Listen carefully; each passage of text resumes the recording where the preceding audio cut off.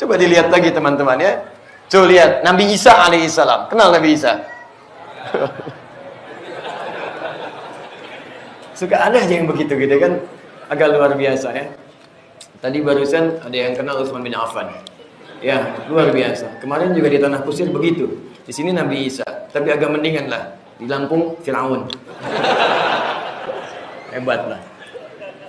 Nabi Isa itu nyampaikan pada umatnya. Nabi Isa itu lahir 600 tahun sebelum kedatangan Nabi Muhammad SAW. 600 tahun. Sudah menyampaikan pada umatnya. Quran surah ke-61 ayat ke-6 paling kiri sebelah atas. Wa mubasysyiran bi rasulin ya'ti min ba'di ismuhu Ahmad.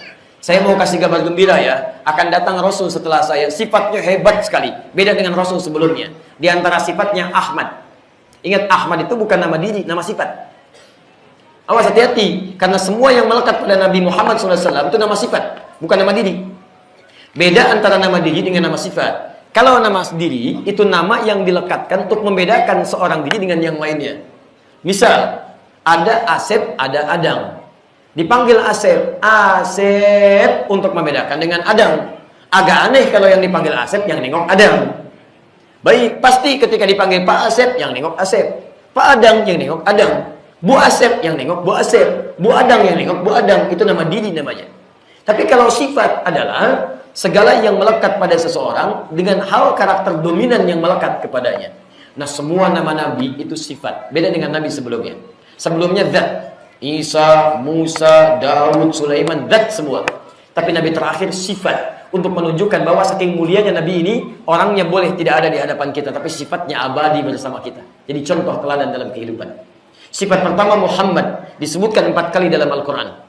Quran surah ketiga ayat 144, Quran surah 33 ayat ke-40, Quran surah ke-47 ayat kedua, dan Quran surah ke-48 ayat 29. Muhammad itu bentuk superlatif, sighah mubalaghah dari kata mahmud, yang baik dengan sesama.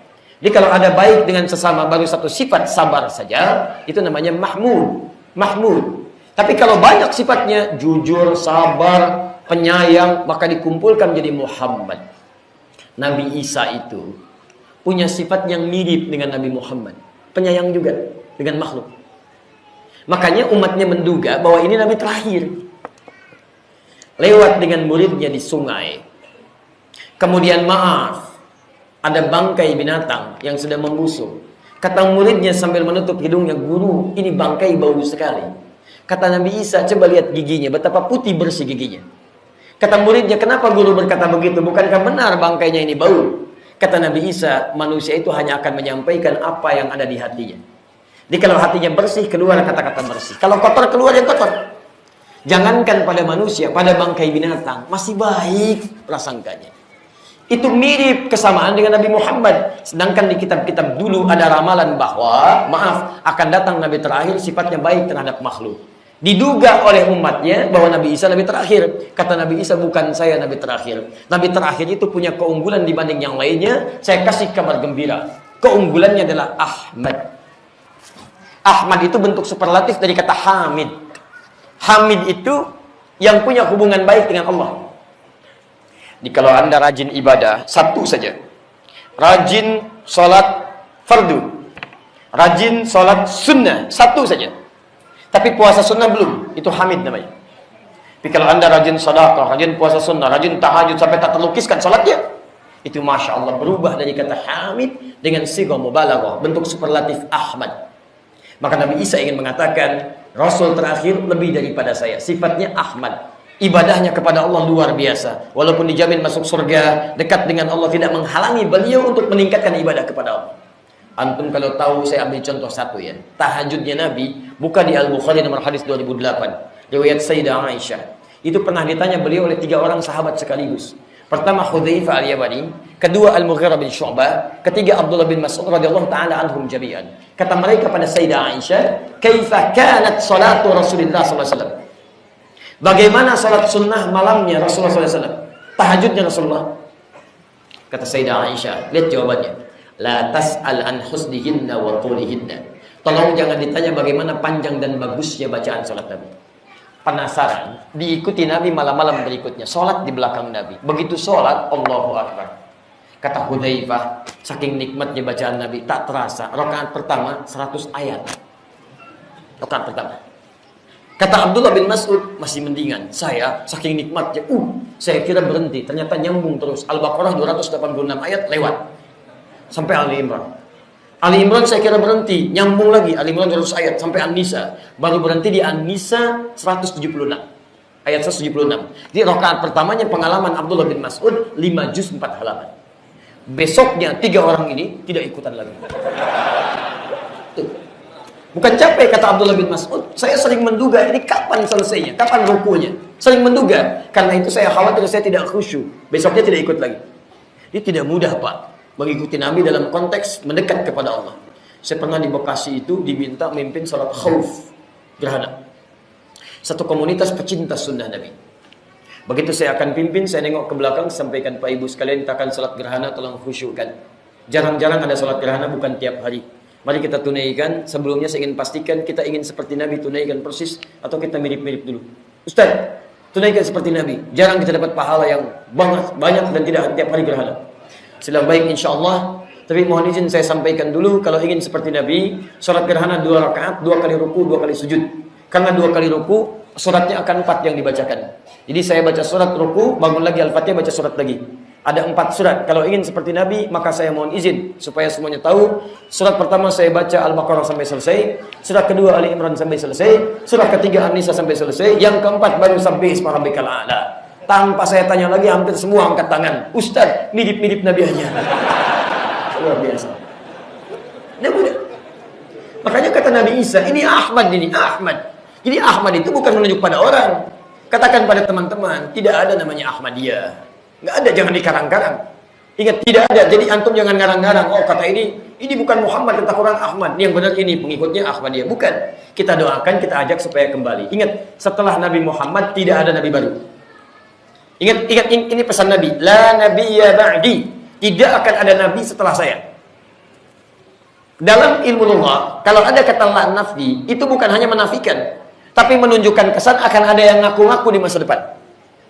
Ingat, cara menerjemahkannya, kata Nabi, la nabiyya ba'di, kata Nabi, ke depan itu nanti akan banyak yang mengaku Nabi. Kalau ada yang mengaku, cukup katakan pada mereka, tidak ada Nabi setelah Nabi Muhammad. Gak usah buang-buang energi.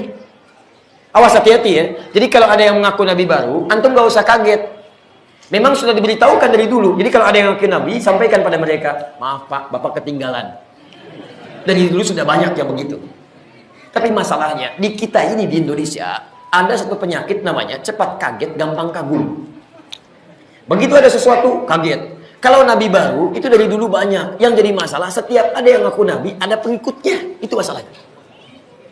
Saya kalau komunikasi dengan MUI, khususnya Jawa Barat, di Jawa Barat saja sekarang, itu tiap bulan ada Nabi baru. Tiap bulan. Terakhir di Karawang tuh. Dan coba antum cek, setiap ada Nabi baru, ada aja pengikutnya. Padahal profesinya tuh menurut kita, tidak layak jadi Nabi. AM, pelatih bulu tangkis, ngaku Nabi. Ada pengikutnya. Ditangkap oleh polisi kita. Diinterogasi, kenapa kau ngaku Nabi? Saya ke Bogor, Pak. Dapat wahyu. Wah, biasa. Orang ke Bogor dapat talas, dapat wahyu. Wah, biasa. Tangkap, dihukum 2 tahun. Keluar bikin gavatar. Sudah ada avatar, dia bikin gavatar. Ini nggak kapok ini. Muncul di Bandung S, Anda bayangkan, tukang cukur. Ngaku Nabi, ada pengikutnya. Agak aneh gitu. Setiap ada ngaku, tangkap polisi lagi. Jakarta nggak mau ketinggalan, Pak. Luar biasa tuh. Bogor Nabi, Bandung Nabi, Jakarta ibu kota negara. Levelnya naik dikit, malaikat. LA ngaku malaikat. Minta izin pada gubernur mendaratkan malaikat Jibril di Monas. Tangkap sama polisi. Polisi kita jangankan teroris, malaikat tangkap, gitu kan? Itu ada. Itu yang aneh. Datang.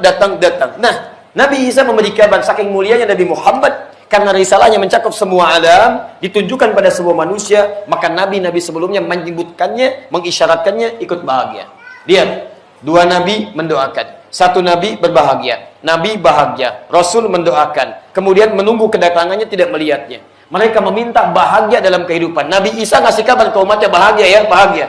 Padahal Nabi Muhammad belum sampai kepada mereka, tidak diutus untuk mereka. Anda bayangkan, umat dulu bahagia dengan kedatangan Nabi. Nabi Isa menyebutkan namanya. Nabi Ibrahim mengharapkan kehadirannya. Tapi tidak pernah mendapatkan bagian dari salahnya. Antum langsung dikirimkan oleh Allah nabinya. Dapat risalahnya. Dapat tuntunannya. Orang dulu aja mengharapkan Nabi Muhammad tidak kesampaian. Antum diberikan tuntunannya. Masa antum gak bahagia? Masa antum tidak mau mengamalkan?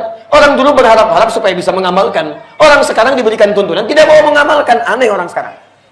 Karena itulah ketika Nabi diutus oleh Allah, langsung diberikan petunjuk, namanya sama dengan yang dulu, tapi isinya yang luar biasa. Quran surah kedua Al-Baqarah ayat 185.